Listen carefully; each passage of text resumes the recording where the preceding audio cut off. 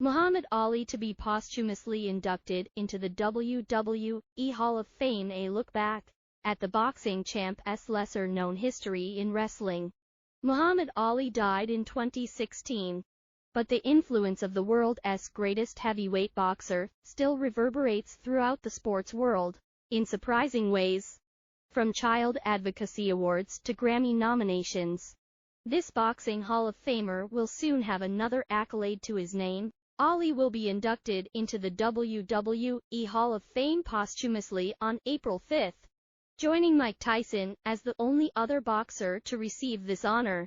Ali's widow, Lonnie Ali, will induct him at the Wells Fargo Center in Philadelphia ahead of WrestleMania 40, and the entire event will be live-streamed on Peacock. The three-time world heavyweight champion was the first member of the International Boxing Hall of Fame. Still, much less is known about his entanglement with wrestling, which surprisingly goes back to 1961, the very beginning of his career. At just 19, Ali was already an Olympic gold medal boxer and a brash, charismatic young man who wanted to take his career to bigger arenas, and wrestling provided the inspiration. "Man, I love to see my name in print. I love to see my name where everybody can see it," he told the Saturday Evening Post at the time. There's no doubt he wanted fame, and a light bulb went off after watching wildly over-the-top wrestler Gorgeous George, who often entered the ring dressed in ruffles and satin, looking like a villainous Mozart, as pomp and circumstance played in the background. "I got it from seeing Gorgeous George wrestle in Las Vegas," Muhammad Ali told the Associated Press. Hubert Meisel in a 1969 interview via CBS Sports.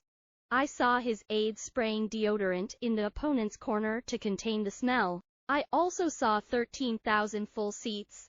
I talked with Gorgeous for 5 minutes after the match, and started being a big mouth and a bragger," he said. "He told me people would come to see me get beat. Others would come to see me win. I get and coming and going." Wrestling inspired Ali to cultivate his boxing persona and grab the country's attention. His performances, both in and out of the ring, were not to be missed. During interviews, he became known for his clever wordplay and often recited poetry. "This is no jive. The fight will end in 5.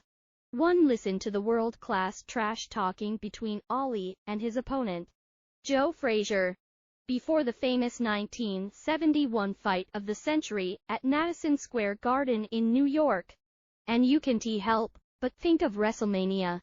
Ali's brand of athletic performance kept audiences riveted, as you never knew what might happen when he was in the room.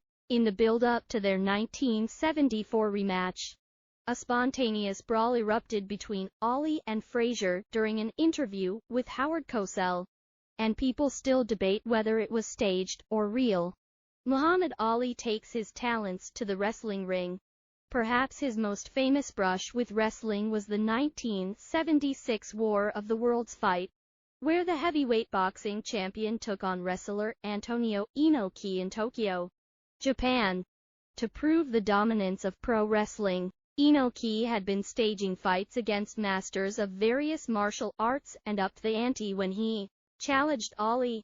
Though the fight ended in a draw, it was a resounding PR success, reportedly drawing a live audience of 32,000 and another 33,000 viewers watching in the U.S. It is largely considered the precursor to the sport of MMA.